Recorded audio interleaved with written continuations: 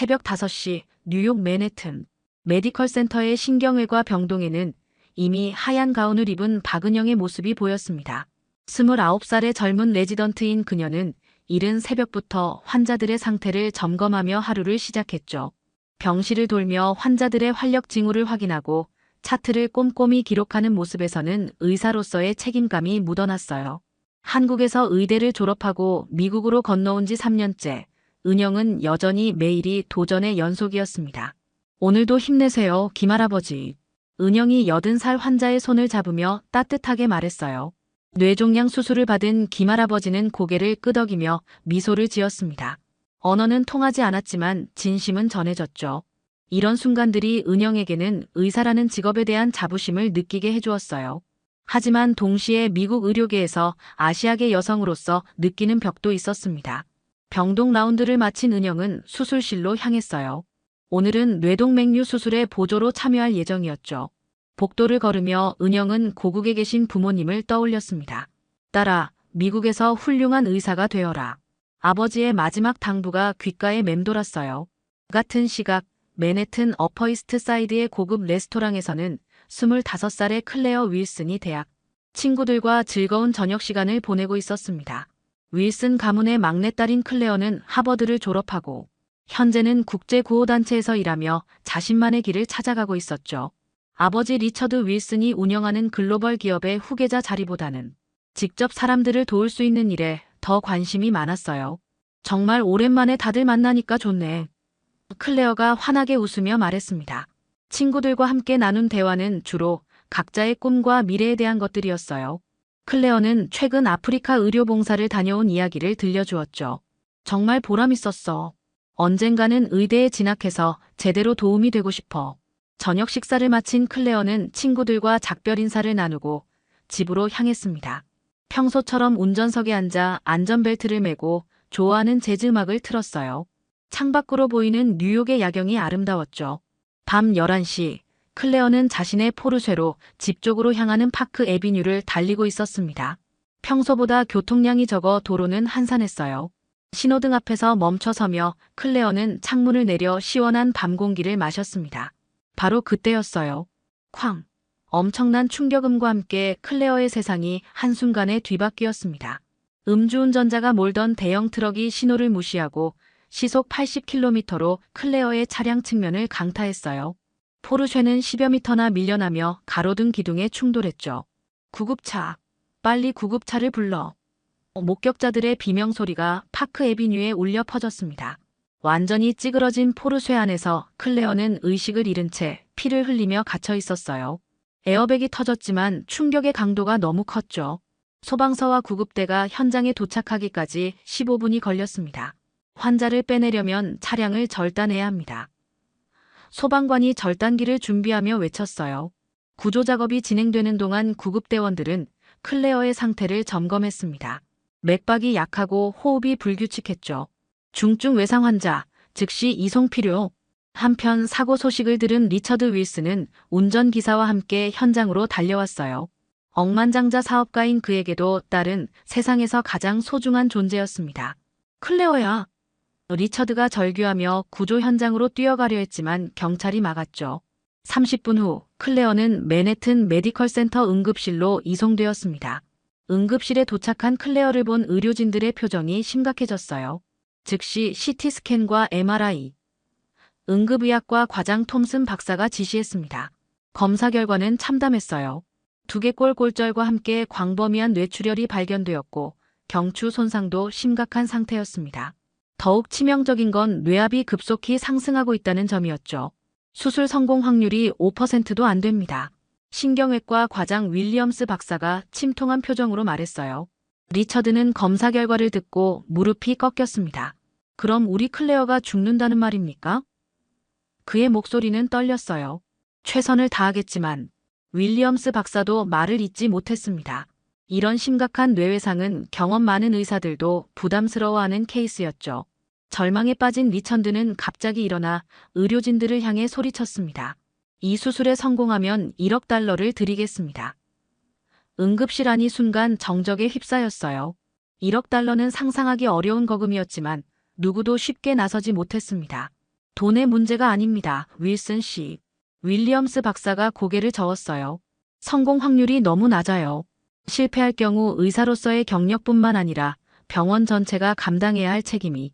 다른 의사들도 고개를 숙이며 침묵했습니다. 미국 의료계의 현실이었어요. 의료 소송과 평판 리스크 때문에 성공 확률이 낮은 수술을 맡으려는 의사는 거의 없었죠. 특히 윌슨 가문처럼 영향력 있는 가족의 경우는 더욱 그랬습니다. 수술이 실패하면 의사 개인은 물론 병원 전체가 엄청난 소송에 휘말릴 수 있었거든요. 그럼 우리 딸을 그냥 포기하라는 말입니까? 리처드의 절규가 복도에 울려 퍼졌어요. 시간이 갈수록 클레어의 상태는 악화되고 있었습니다. 뇌압이 계속 올라가면 돌이킬 수 없는 뇌사 상태에 빠질 수도 있었죠. 하지만 여전히 아무도 수술대에 서겠다고 나서지 않았습니다. 바로 그때 복도 끝에서 은영이 모든 상황을 지켜보고 있었어요. 레지던트인 그녀에게는 이런 중대한 수술에 참여할 권한도 없었지만 죽어가는 환자를 보고만 있을 수는 없었습니다. 응급실의 긴장감은 시간이 갈수록 더욱 무거워졌습니다. 클레어의 뇌압은 계속 상승하고 있었고 매 순간이 생명과 직결된 상황이었어요. 하지만 미국 의료진들의 반응은 냉담했습니다. 1억 달러라는 엄청난 보상에도 불구하고 말이죠. 미안합니다, 윌슨 씨. 저도 가족이 있어서. 신경외과의 존슨 박사가 먼저 자리를 떴어요. 20년 경력의 베테랑이었지만 이런 고위험 수술은 피하고 싶었습니다. 실패하면 제 경력이 완전히 끝나버려요. 의료진으로서는 이해하시겠지만 이어서 다른 의사들도 하나둘씩 핑계를 대며 사라졌습니다. 전문 분야가 달라서, 다른 응급 환자가 있어서, 리스크가 너무 커서. 결국 응급실에는 간호사 몇 명과 당직 의사만 남았어요. 병원장 스미스가 급히 달려와서는 상황을 파악한 후 리처드에게 조심스럽게 말을 꺼냈습니다. 윌슨 씨, 솔직히 말씀드리자면 이런 케이스는. 그의 목소리에는 걱정이 가득했어요. 환자분이 윌슨 가문의 따님이시니 혹시 수술이 실패한다면 저희 병원으로서는. 그러니까 우리 딸이 죽어도 괜찮다는 말씀이신가요? 리처드의 목소리가 떨렸습니다. 분노와 절망이 뒤섞인 표정이었어요. 돈이 문제라면 2억이든 3억이든 드리겠습니다. 하지만 돈의 문제가 아니었어요. 미국 의료계의 구조적 문제였습니다. 의료 소송에 대한 두려움, 평판 관리에 대한 압박, 그리고 실패했을 때 감당해야 할 책임의 무게가 의사들을 움츠러들게 만들었죠. 특히 윌슨 가문처럼 사회적 영향력이 큰 가족의 경우 실패의 대가는 상상을 초월했습니다. 윌슨 씨, 이해해 주십시오. 스미스 병원장이 고개를 숙였어요. 저희도 최선을 다하고 싶지만 현실적으로 이런 고위험 수술을 맡을 수 있는 의사를. 그의 말은 끝까지 이어지지 않았습니다. 간호사들조차 수근거렸어요. 5% 확률이면 거의 불가능한 거지. 누가 저런 수술을 하려고 하겠어? 윌슨 가문 상대로 실패라도 하면. 속삭임들이 복도에 퍼졌습니다. 시간은 계속 흘렀고 클레어의 상태는 더욱 위독해져 갔어요. 모니터에서 들려오는 심박음이 점점 불규칙해졌습니다. 뇌압이 임계점에 근접하고 있어요. 간호사가 급하게 보고했죠. 리처드는 복도에서 무릎을 꿇고 절규했습니다. 제발, 누구든지. 하지만 아무도 대답하지 않았어요. 그의 절망적인 목소리만이 응급실 복도에 메아리 쳤습니다. 바로 그때 복도 끝에서 모든 상황을 지켜보던 박은영이 천천히 걸어 나왔어요. 레지던트 가운을 입은 그녀의 모습은 다른 의사들에 비해 초라해 보였습니다. 하지만 그녀의 눈빛만은 확고했어요. 제가. 은영이 조심스럽게 입을 열었습니다. 복도에 있던 모든 사람들의 시선이 그녀에게 집중되었어요. 제가 수술하겠습니다. 순간 정적이 흘렀습니다. 그리고 곧이어 여기저기서 믿을 수 없다는 듯한 웅성거림이 일어났죠. 레지던트가 뭐라고? 미쳤군. 경력도 얼마 안 되는 한국계가. 비웃음과 조롱이 섞인 시선들이 은영에게 쏟아졌습니다. 제가 수술하겠습니다. 은영의 목소리는 작았지만 단호했어요. 복도에 있던 모든 사람들이 그녀를 바라봤습니다. 레지던트 3년차에 불과한 한국계 여성 의사가 미국 최고 권력가의 딸을 수술하겠다고 나선 것이었죠. 뭐라고? 스미스 병원장이 황당하다는 표정을 지었어요.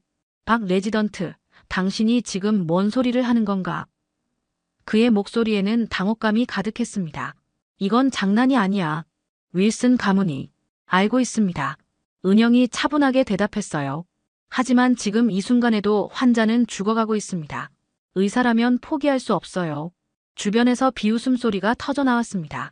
경력도 짧은 한국계 레지던트가 정말 미쳤군. 실패하면 본인은 물론 우리 병원 전체가 어떻게 될지 모르는 건가. 동료 의사들의 조롱과 비난이 쏟아졌어요. 존슨 박사가 고개를 저으며 말했습니다. 박 레지던트, 현실을 직시해야 해. 이런 수술은 20년 경력의 베테랑도 주저하는 거야. 당신이 할 수 있는 일이 아니라고. 하지만 은영은 흔들리지 않았어요. 돈 때문이 아닙니다. 그녀의 목소리에는 확신이 담겨 있었습니다. 눈앞에 환자가 죽어가는데 의사가 포기하는 게 더 큰 죄입니다.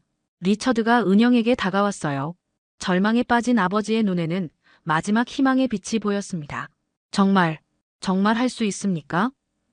그의 목소리는 떨렸어요. 약속드릴 수는 없어요. 은영이 솔직하게 말했습니다. 하지만 최선을 다하겠습니다. 의사로서 할 수 있는 모든 것을요.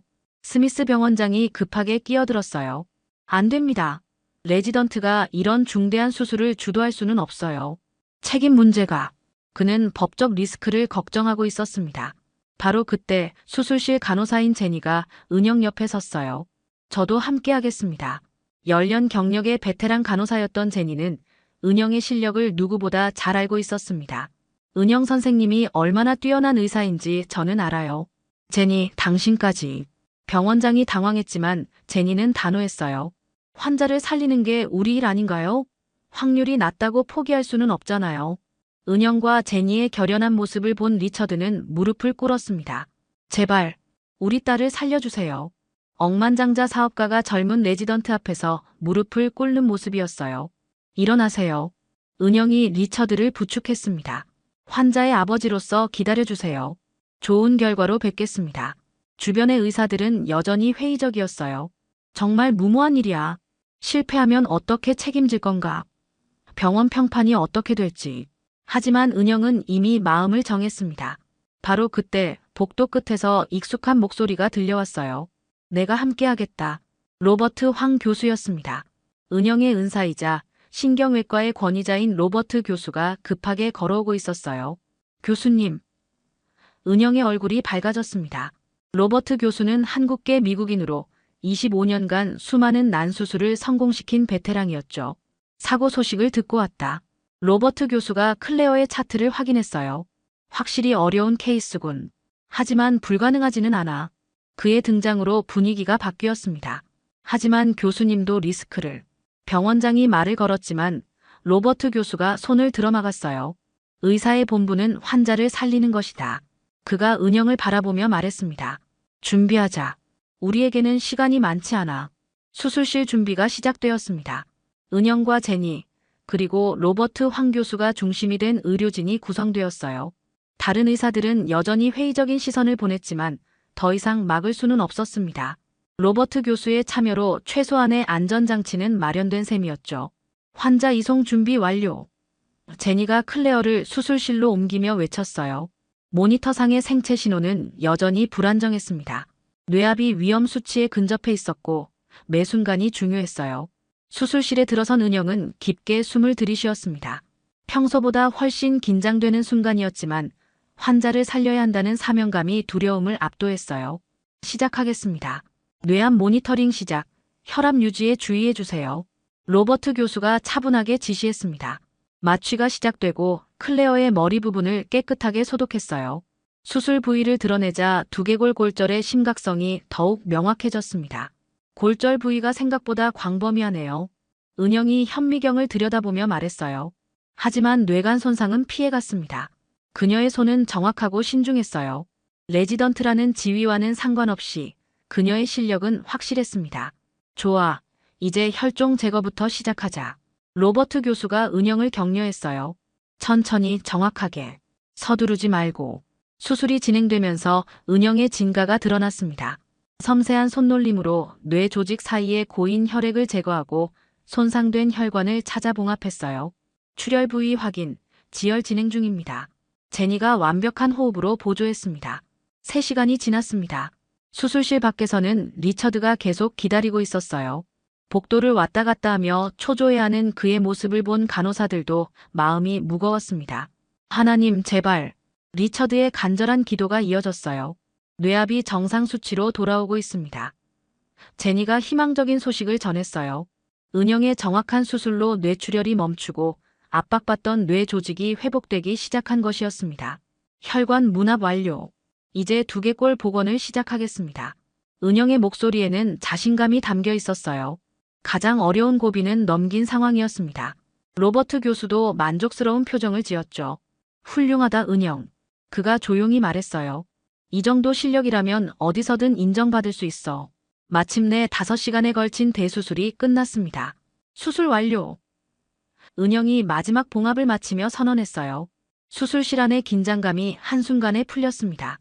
제니는 눈물을 글썽였고 로버트 교수도 뿌듯한 미소를 지었죠. 수술실 문이 열리고 은영이 나왔을 때 복도에서 기다리던 리처드가 급히 달려왔어요. 어떻게 됐습니까? 그의 목소리는 떨렸습니다. 성공했습니다. 은영이 차분하게 말했어요. 뇌출혈을 완전히 제거했고 뇌압도 정상으로 돌아왔어요. 지금은 회복실에서 깨어나기를 기다리는 중입니다.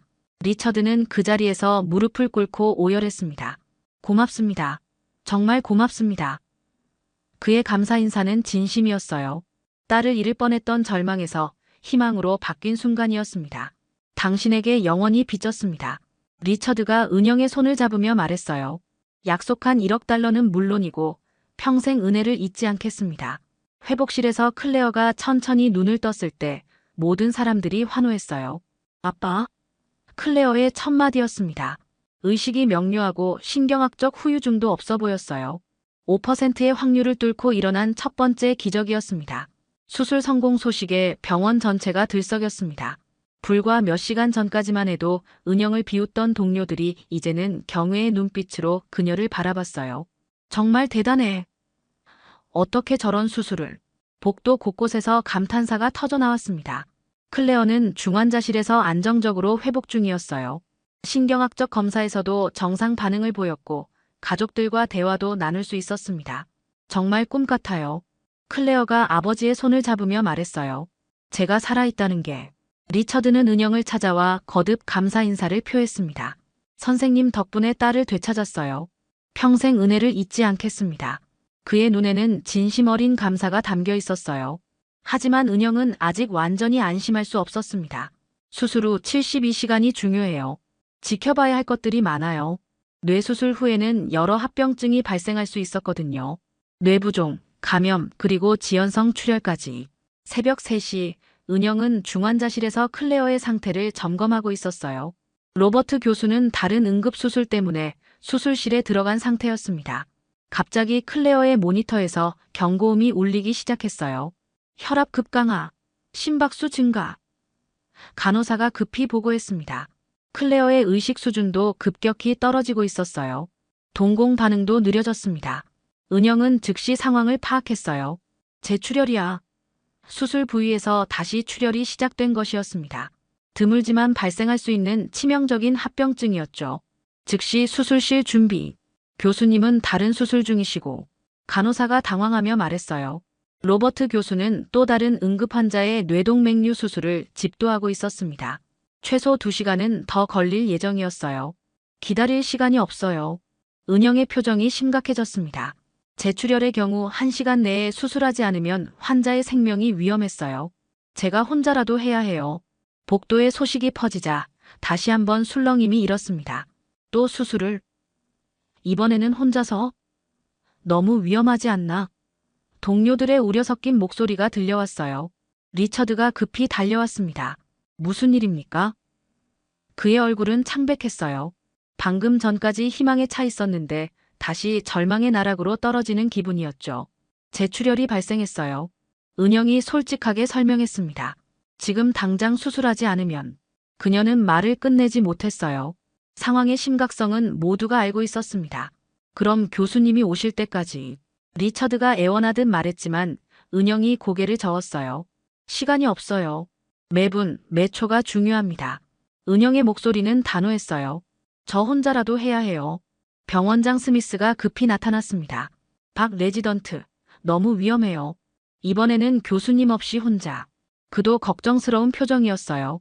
첫 수술이 성공했다고 해서 두 번째도 보장되는 건 아니었거든요. 하지만 은영은 이미 결심했어요. 환자가 먼저입니다. 그녀가 수술복을 입으며 말했습니다. 의사로서 할 수 있는 모든 것을 다하겠어요. 제니가 다시 한번 은영 곁에 섰습니다. 이번에도 함께 할게요. 그녀의 목소리에는 확신이 담겨 있었어요. 우리가 해낼 수 있어요. 복도에서 다른 의사들이 수군거렸습니다. 이번엔 정말 끝났다. 교수님 없이 혼자서? 무모하기 짝이 없어. 하지만 은영은 흔들리지 않았어요. 수술실로 향하는 은영의 뒤에서 리처드가 간절히 기도했습니다. 제발, 한 번 더 기적이. 딸의 생명이 다시 한번 젊은 의사의 손에 달린 상황이었어요. 수술실 안은 긴장감으로 가득했습니다. 은영은 홀로 클레어의 두 번째 수술을 시작해야 했어요. 제니와 마취과 의사, 그리고 몇 명의 간호사만이 함께했습니다. 로버트 교수는 여전히 다른 수술실에서 복잡한 뇌동맥류 수술을 진행 중이었죠. 재출혈 부위 확인됐어요. 은영이 현미경을 들여다보며 말했습니다. 이전 수술 부위 근처에서 작은 혈관이 터져 출혈이 발생한 상태였어요. 다행히 첫 수술만큼 광범위하지는 않았지만 뇌압이 다시 상승하고 있었습니다. 혈압 떨어지고 있어요.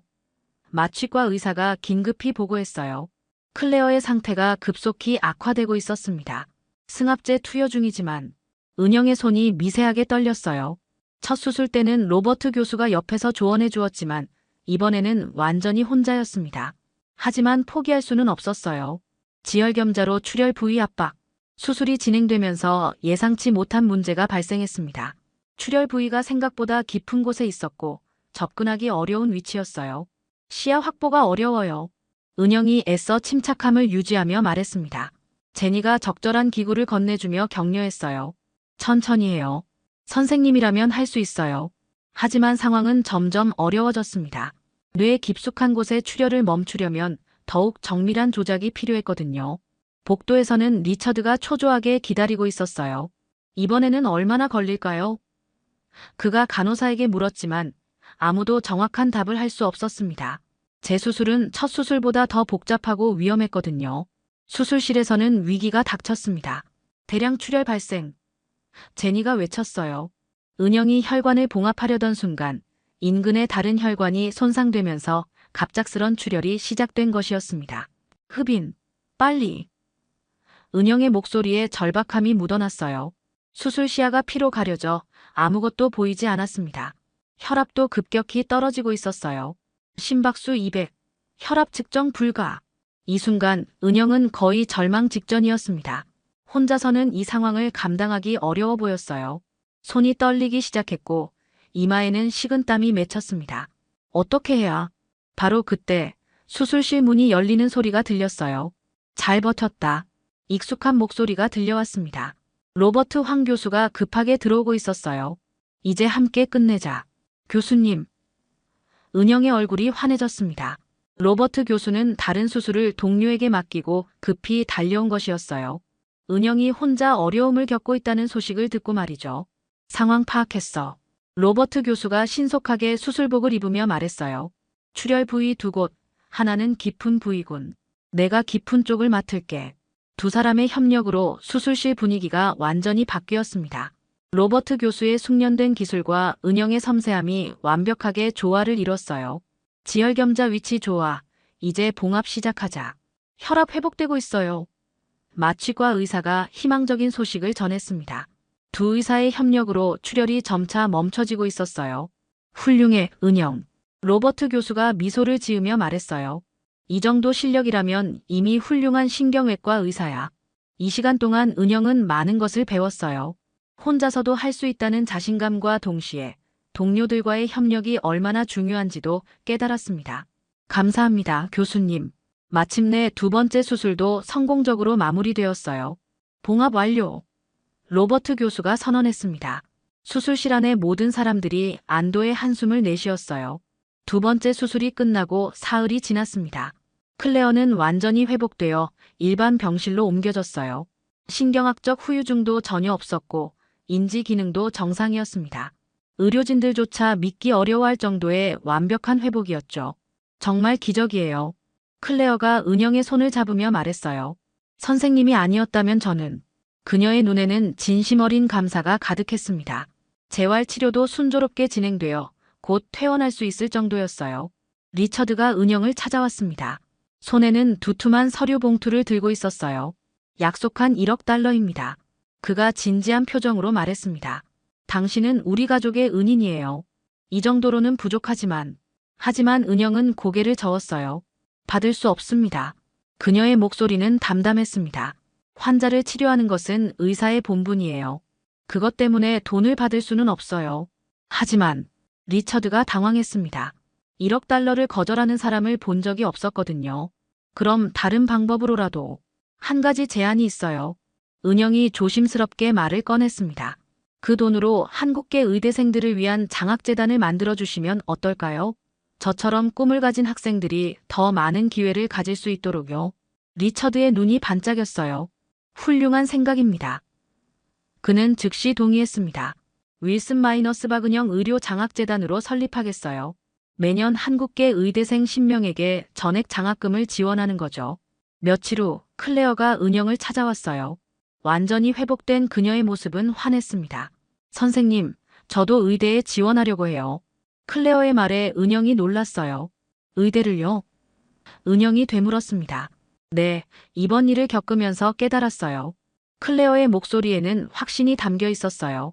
선생님처럼 사람들을 구하는 의사가 되고 싶어요. 정말 의미 있는 일이라는 걸 알았거든요. 은영은 감동했어요. 환자를 치료하는 것을 넘어서 누군가의 인생에 영향을 준다는 것의 의미를 깨달았습니다. 좋은 의사가 될 거예요. 그녀가 클레어를 격려했어요.